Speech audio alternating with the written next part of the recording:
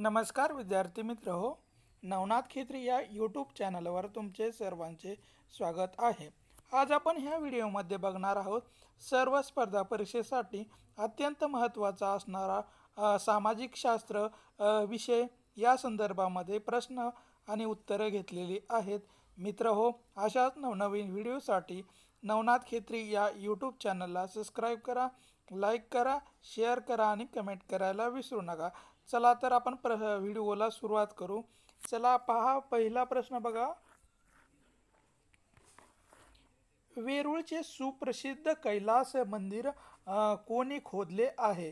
तर याचं योग्य उत्तर आहे 1 नंबर कृष्णराजा प्रथम यांनी वेरूळ येथील प्रसिद्ध कैलास मंदिर खोदलेलं आहे। कृष्णराजा प्रथम याने हे मंदिर खोदलेले आहे। यानंतरचा प्रश्न आहे, विवेक सिंधू हा ग्रंथ कोणत्या भाषेत लिहिण्यात आला होता? तर याचं योग्य उत्तर आहे नंबर 3 मराठी भाषेमध्ये। विवेक सिंधू हा ग्रंथ मराठी भाषेमध्ये लिहिला गेलेला आहे, मराठी भाषेमध्ये। यानंतरचा प्रश्न आहे, शिवरायाच्या आरमाराच्या जहाजांचे ठिकाणी ओळख झालेली आहे। तर याचं योग्य उत्तर आहे 4 नंबर अ, ब आणि क म्हणजेच कल्याण, भिवंडी, विजयदुर्ग आणि मालवण या चारही ठिकाणी शिवरायाच्या आरमाराच्या जहाजाची उतरण्याचे ठिकाणं असलेले आपल्याला दिसून येतात। कल्याण, भिवंडी, विजयदुर्ग आणि मालवण या तीनही ठिकाणी शिवरायांच्या आरमाराच्या जहाजाची ठिकाणे म्हणून ओळखली जातात। यानंतरचा प्रश्न आहे, पूर्व किनारपट्टीतील सागर जलाची क्षारता पश्चिम किनारपट्टीतील सागर जलाशयाच्या सागरतेपेक्षा डॅश डॅश एवढी आहे? तर याचं योग्य उत्तर आहे 1 नंबर कमी असलेली आपल्याला दिसून येते। म्हणजेच पूर्व किनारपट्टीमधील सागर जलाशयाची क्षारता ही पश्चिम किनारपट्टीतील सागर जलाशयाच्या क्षारतेपेक्षा कमी आहे। म्हणजेच पश्चिम किनारपट्टीवरील सागरामध्ये क्षारतेचे प्रमाण हे आपल्याला कमी असलेलं दिसून येतं पूर्व किनारपट्टीपेक्षा। यानंतरचा प्रश्न आहे, पंजाबमधील कोणत्या नदीच्या काठी हडप्पा येथे अवशेष सापडले आहेत? तर याचं योग्य उत्तर आहे नंबर 3 रावी नदीच्या काठी। रावी नदी ही पंजाबमधील आपल्याला असलेली दिसून येतो आणि या रावी नदीच्या काठी म्हणजेच हडप्पा या ठिकाणी नागरी संस्कृतीचे आपल्याला अवशेष सापडलेले दिसून येतात हडप्पा या ठिकाणी रावी नदीच्या काठावर। यानंतरचा प्रश्न आहे, पृथ्वीवरील भूभागाच्या एकूण क्षेत्रफळापैकी सुमारे किती टक्के क्षेत्र हे आशिया खंडाने व्यापले आहे? तर याचं योग्य उत्तर आहे नंबर 2 नंबर म्हणजेच 33% एवढा भूभाग हा आशिया खंडाने व्यापलेला आहे। पृथ्वीवरील 33% भूभाग हे आशिया खंडाने व्यापलेला दिसून येतो, 33% एवढा भूभाग होय। यानंतरचा प्रश्न आहे, खालीलपैकी कोणत्या जिल्ह्याची सीमा ही तेलंगणा राज्याच्या सीमेशी कमीत कमी लागून आहे?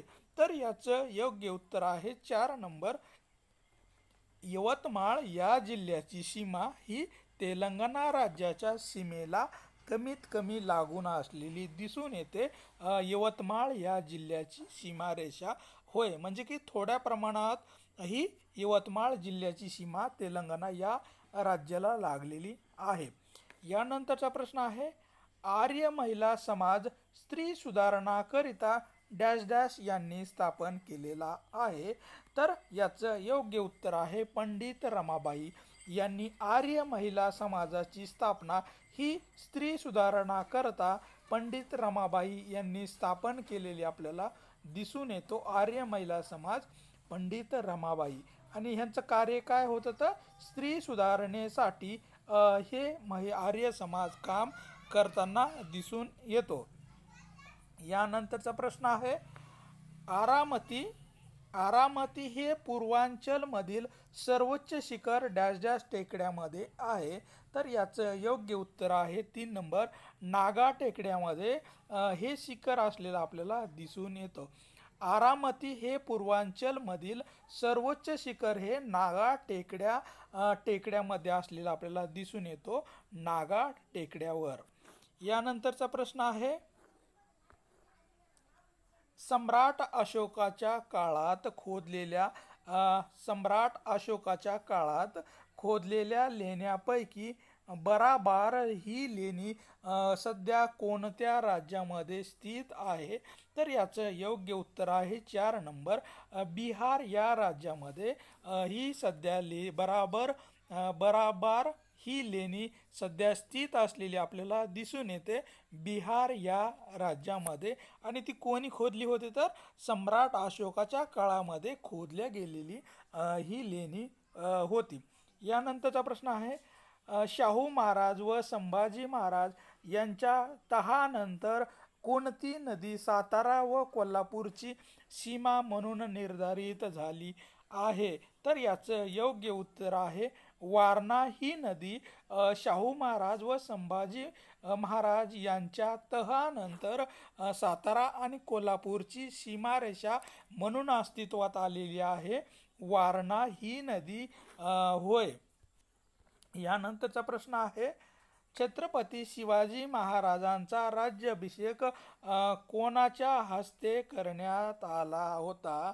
तर याचं योग्य उत्तर आहे पंडित गागाभट यांच्या हस्ते छत्रपती शिवाजी महाराज यांचा राज्याभिषेक करण्यात आला होता, पंडित गागाभट यांच्या हस्ते करण्यात आला होता. यानंतरचा प्रश्न आहे, महाराणी ताराबाईंचे वर्णन बुद्धिमान व शहाणी स्त्री असे कोणी केले होते? तर याचं योग्य उत्तर आहे नंबर 2, खापी खान याने ताराबाई यांचे वर्णन बुद्धिमान व शहाणी स्त्री म्हणून केलेले होते. खापी खान यांनी केलेलं होतं. यानंतरचा प्रश्न आहे, खेळणा किल्ल्यास छत्रपती शिवाजी महाराजांनी कोणते नाव दिले होते? तर याचं योग्य उत्तर आहे त्याला विशाळगड या नावाने छत्रपती शिवाजी महाराजांनी विशाळगड हे नाव दिलं गेलं होतं. खेळणा किल्ल्यास छत्रपती शिवाजी महाराजांनी विशाळगड हे नाव दिलेलं होतं, विशाळगड होय. यानंतरचा प्रश्न आहे, श्रेणी म्हणून ओळखल्या जाणाऱ्या व्यावसायिक आणि कारागिरांच्या अशा प्रमुखांना काय म्हणतात? तर याचं योग्य उत्तर आहे त्यांना श्रेष्ठी असं म्हटलं जाते. श्रेणी म्हणून ओळखल्या जाणाऱ्या व्यावसायिक आणि कारागिरांच्या प्रमुखांना श्रेष्ठी म्हणून ओळखल्या जाऊ लागलं. यानंतरचा प्रश्न आहे,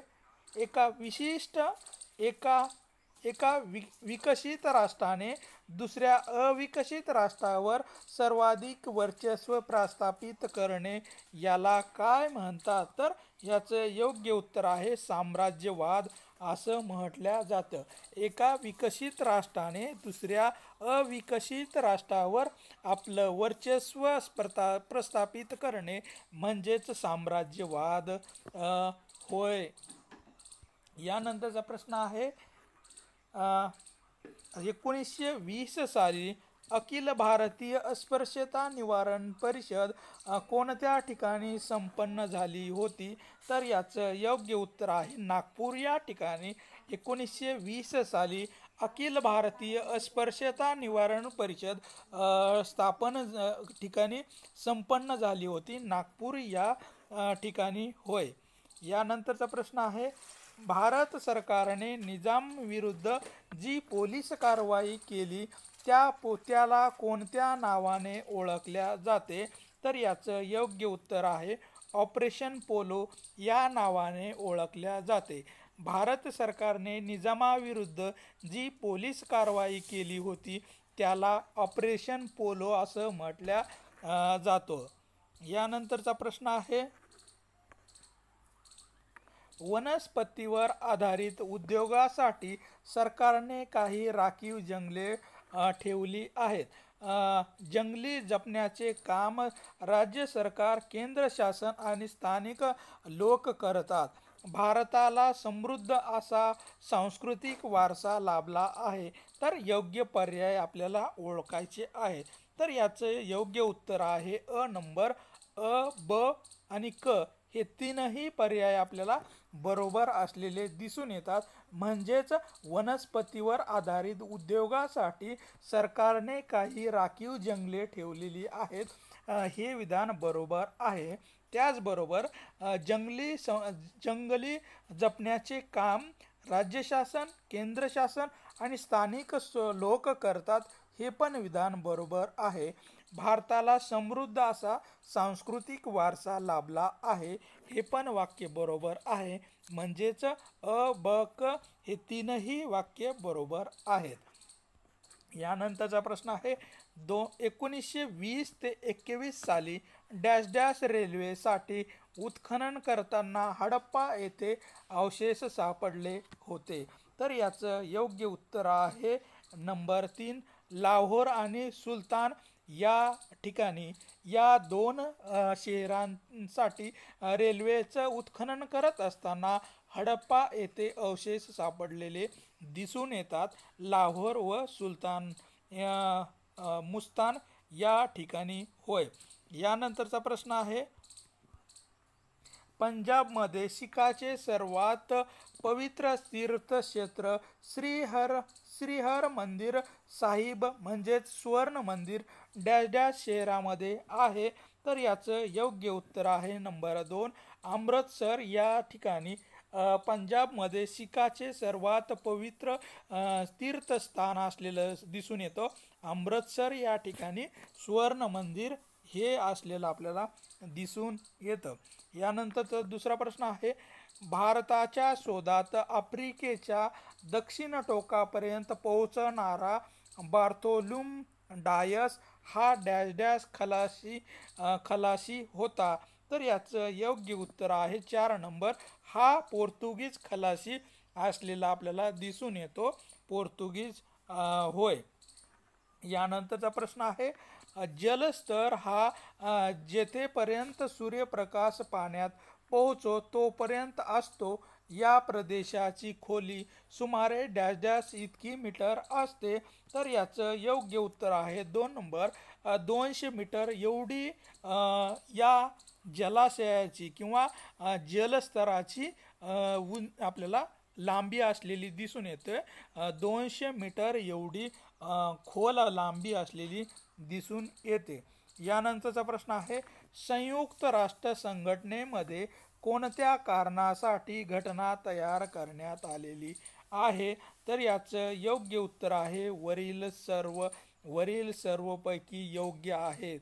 म्हणजेच संयुक्त राष्ट्र संघटनेमध्ये घटना कशासाठी तयार केलेली आहे तर संयुक्त राष्ट्र संघटनेला बळ देण्यासाठी, संयुक्त राष्ट्र संघटनेचा विस्तार करण्यासाठी आणि कार्य आणि उद्दिष्टे साध्य करण्यासाठी संयुक्त राष्ट्र संघटनेने आपली घटना तयार केलेली आहे. यानंतरचा प्रश्न आहे लोकांना सहजपणे धर्म करण्यासाठी वर्धमान महावीरांनी कोणत्या भाषेचा वापर केलेला आहे. तर याचं योग्य उत्तर आहे 3 नंबर अर्धमागधी या भाषेचा वापर वर्धमान महावीर यांनी केलेला दिसून येतो. धर्म प्रचार करण्यासाठी वर्धमान महावीर यांनी अर्धमागधी या भाषेचा वापर केलेला दिसून येतो. अर्धमागधी होय. यानंतरचा प्रश्न आहे भारतात खालीलपैकी कोणत्या राज्याला सर्वाधिक लांब किनारपट्टी लाभलेली आहे. तर याचं योग्य उत्तर आहे 1 नंबर गुजरात या राज्याला सर्वाधिक लांब किनारपट्टी लाभलेली आपल्याला दिसून येते गुजरात या राज्याला. यानंतरचा प्रश्न आहे भारतात पोहोचणारा पहिला युरोपियन खलाशी कोण आहे. भारतात पोहोचणारा पहिला युरोपियन खलाशी कोण आहे. तर याचं योग्य उत्तर आहे 4 नंबर वास्को द गामा हे भारतात पोहोचणारे पहिले युरोपियन खलाशी म्हणून ओळखले जातात. वास्को दी गामा हे होय. यानंतरचा प्रश्न आहे, भूमीय जीवसंहिता ही प्रामुख्याने अक्षवर्तानुसार बदलते व जलीय जीवसंहिता ही डॅश डॅश नुसार बदलते. तर याचं योग्य उत्तर आहे 1 नंबर, खोलीनुसार बदलते. म्हणजेच भूमीय जीवसंहिता ही प्रामुख्याने अक्षवर्तानुसार बदलते, तर जलीय जीवसंहिता ही खोलीनुसार बदलताना आपल्याला दिसून येते. एक अक्षवर्तानुसार बदलते आणि दुसरी जी आहे ती खोलीनुसार बदलताना दिसून येते. यानंतरचा प्रश्न आहे, टुंड्रा जीवसंहिता प्रदेशात खालीलपैकी कोणता प्राणी आढळत नाहीये. तर याचं योग्य उत्तर आहे नंबर 3, लांडगा हा प्राणी टुंड्रा प्रदेशामध्ये आढळत नाही. अस्वल, रेनडियर आणि लेमिंग हे 3 प्राणी या टुंड्रा प्रदेशामध्ये आढळताना दिसून येतात, पण लांडगा हा प्राणी या टुंड्रा प्रदेशामध्ये आढळत नाही. सम्राट अशोक यांनी कोणत्या युद्धानंतर यापुढे कधीही युद्ध न करण्याचा निर्णय घेतलेला आहे. तर याचं योग्य उत्तर आहे 4 नंबर, कलिंग युद्धानंतर अशोक सम्राट यांनी यापुढे कधीही युद्ध करणार नाही असा निर्णय घेतलेला होता कलिंग युद्धानंतर. यानंतरचा प्रश्न आहे, दादोबा पांडुरंग तडखरकर यांनी डॅश डॅश साली मुंबई येथे परमहंस सभेची स्थापना केलेली आहे. तर याचं योग्य उत्तर आहे 1 नंबर, 1849 साली दादोजी पांडुरंग तडखरकर यांनी 1849 साली मुंबई येथे परमहंस सभेची स्थापना केलेली होती. असाही प्रश्न येऊ शकतो. तर दादोबा पांडुरंग तडखरकर यांनी कोठे परमहंस सभेची स्थापना केलेली आहे. तर मुंबई या ठिकाणी या सभेची स्थापना केलेली आहे. किंवा असा प्रश्न येऊ शकतो, परमहंस सभेची स्थापना कोणी केलेली आहे. तर त्याचं उत्तर आहे दादोबा पांडुरंग तडखरकर हे याचं उत्तर आहे. यानंतरचा प्रश्न आहे, अमेरिका खंडाच्या शोधानंतर 1607 ते 1773 पर्यंत इंग्रजाच्या डॅश डॅश वसाहती उत्तर अमेरिकेमध्ये स्थापन झाल्या होत्या. तर याचं योग्य उत्तर आहे 2 नंबर, 13 वसाहती ह्या इंग्रजाच्या उत्तर अमेरिकेमध्ये स्थापन झालेल्या आपल्याला दिसून येतात. 13 वसाहती होय.